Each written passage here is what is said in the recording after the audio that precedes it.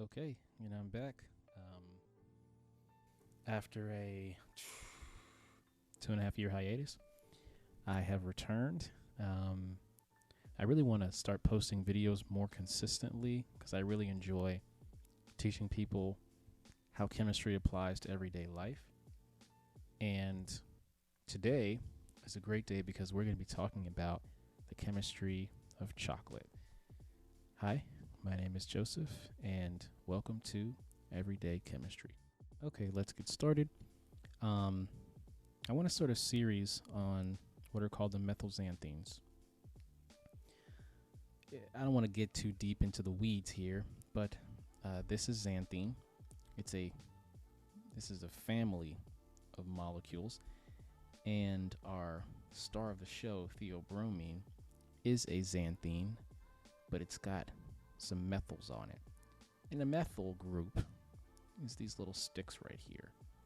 There's a CH3 on them, but let's just call them sticks for now. So the methyls are these little sticks, okay? And the methylxanthines are all xanthines, but with these sticks on them. What's interesting, just like any family, like my family, your family, mom, dad, siblings, cousins, there's a similarity, but there's differences, right? On the outside, me and my brother, we're twins. We look a little similar, but we're still different. But on the inside, we share genetic material. Think of these molecules like that. They have the same base, which is xanthine, but they do different things. Some of the most noteworthy ones are coffee and chocolate. These two molecules, caffeine and theobromine, are very similar.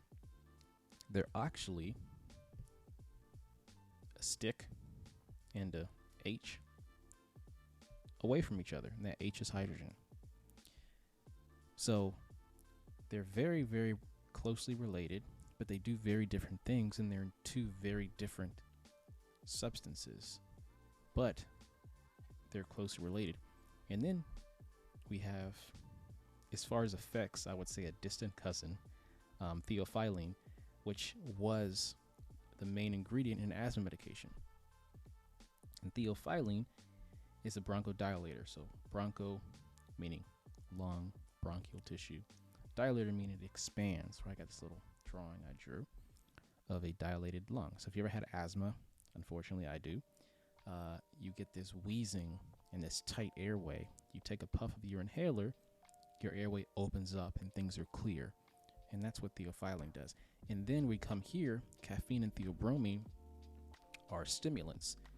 We knew caffeine was a stimulant, but the active ingredient in cocoa, theobromine, is a stimulant as well. I'm going to talk more about the extra things in cocoa and how that all works. But let's continue. So here's a star, theobromine. So I just want to give some very, very brief history of theobromine. If you notice, there is no bromine in theobromine, and bromine is Br. We see no Br. Now, where did that come from? Well, the Mayan and Aztec civilizations loved chocolate. In fact, they named theobromine Theo, meaning God, and broma, meaning food. They named it God food because it was an incredibly sacred and important substance that they consumed. From what I understand, there was a lot of consumption of these chocolate drinks, but it was venerated and respected in these cultures. It's also very bitter. If you ever had dark chocolate, darker chocolate gets, the more bitter it gets because the higher concentration of theobromine in it. That's where the bitterness comes from. So I can't move on without giving some credit to some of the OGs in the game, Alexander Voskresensky and Emil Fischer. Alexander Voskresensky in 1841 discovered theobromine, and the famous Emil Fischer synthesized xanthine, Xanthine being that parent chemical where we get caffeine and theobromine from. So those incredible chemists are to blame for how much we know about these this molecule of theobromine in this family of xanthines. So I want to briefly talk to you guys about the process of making cocoa. First of all, this is a cacao plant. I actually have one growing in my backyard. Does not look like this.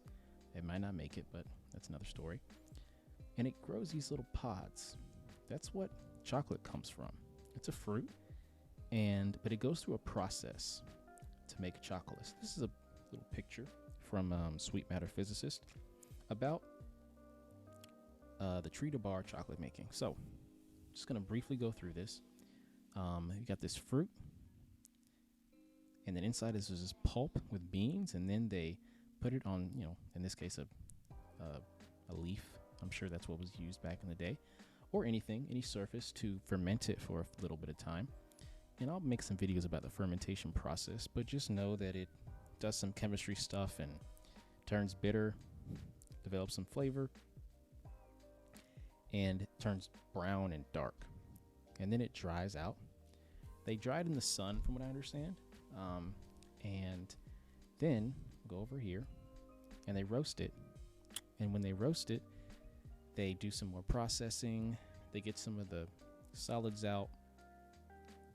They grind it up, get the cocoa butter, because there's a lot of fat in the cacao beans. And add some sugar, some milk. If you're making a milk chocolate bar, do some more stuff. I don't know what conching is, but that's what that is. And then we temper it, right?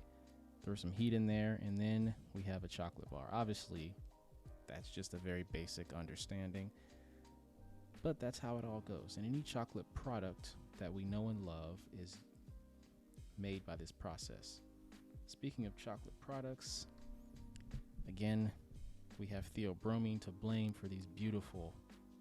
Who doesn't love chocolate cake, right? We got chocolate cake, chocolate cheesecake over here, delicious brownies, hot cocoa, chocolate mousse.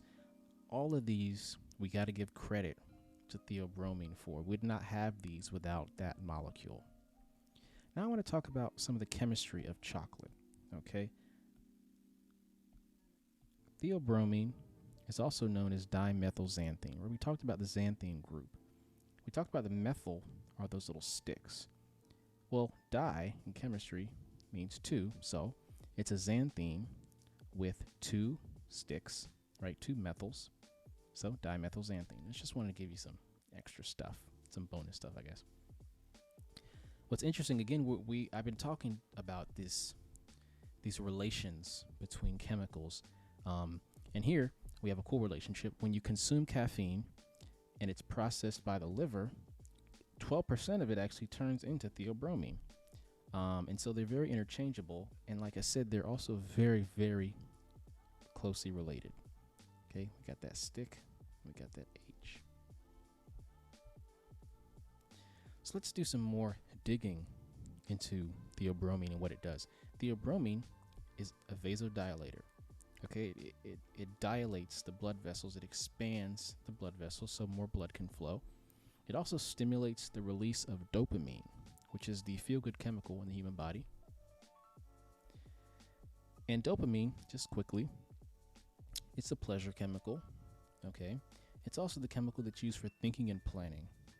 All right, so this is some of the downstream effects of theobromine. I'm going to make a video on some of the neurotransmitters and all kinds of cool stuff that I think you guys will enjoy. All right, let's move on. So why does chocolate make us feel good? Okay, that is attributed to this unique chemical called phenylethylamine, PEA, or P. This chemical is a central nervous system stimulant. Okay, it stimulates the central nervous system. Much like, it's very related to amphetamine, which is an ADD, ADHD medication. Adderall and Ritalin are a little bit different, but they stimulate as well. And amphetamine is also related to methamphetamine, which is the illegal substance. You ever watched Breaking Bad? You already know what the deal is. So who would have thought that one of the chemicals in chocolate is related to amphetamine, methamphetamine, and both of these are very closely related to MDMA, which is ecstasy, Molly. And as you can see, the difference here is these structures are the same. These big ones that I circled are the same, except this one, well, they're a little different. There's a little stick here on the end, but they're very similar. The MDMA has this weird looking piece on it. But again, I'm showing you guys the connection, the family connection, and how some of these molecules are connected and related to each other. You wouldn't have thought. So let's keep going. For the multi flavor, we have 3-methylbutanol. It's a blame. For the nutty, cocoa, earthy flavor, we have a molecule called pyrazine. It's a blame. And in any baked goods, especially chocolate products, they add a little vanilla, and we can credit that to vanillin. And I'll make a video on vanillin, where that comes from. And vanilla, if you didn't know, it's a flowering plant, and the pods they don't start brown; they're actually very green, and they just dry them out, and you get vanilla beans. To close out, I wanted to talk a little bit about some extra stuff. Have you ever had a chocolate product that had a very deep, rich, well-rounded flavor? It was probably Dutch processed cocoa. Dutch processed cocoa is actually in Oreos. It's why the chocolate cookie, the Oreo, has that deeper flavor, right, than a regular chocolate flavored cookie. And the Dutch process is very simple. You take the cocoa, you add a base, in this case baking soda, sodium bicarbonate, and it comes out a lot darker, and in my opinion a lot more flavorful and a more rich flavor. It's actually the only cocoa powder I use. If you've never had Dutch processed cocoa in anything, you should try some. I think you'll never go back. It's very, very delicious. Thank you so much for watching and listening. Next up, we're going to keep up with the methylxanthine series and do caffeine, and then we'll briefly do theophiline, and then I want to get deeper and do some recreational prescription drugs. I think the next video after that will be cocaine, and then we'll do some prescription drugs. We'll do a bunch of recreational drugs, and what I'm going to do as I do videos is add some supplemental videos that are a little bit more advanced on how these things work in the body. Like, how does theobromine work in the body? How does caffeine work in the body? How does cocaine work in the body? Because I'm really big on just education, and educating people, no matter what it is, how this stuff works. What you put in your body, like what's going on. And because chemistry is the way it is, I have no shortage of content. If you have any suggestions, please comment them in the comments. If you have any other ideas, I'm all ears. I would love for this channel to grow, for this community to grow, and for everyone listening to just learn something new. So thank you so much. I really appreciate you listening and watching, and I'll see you next time.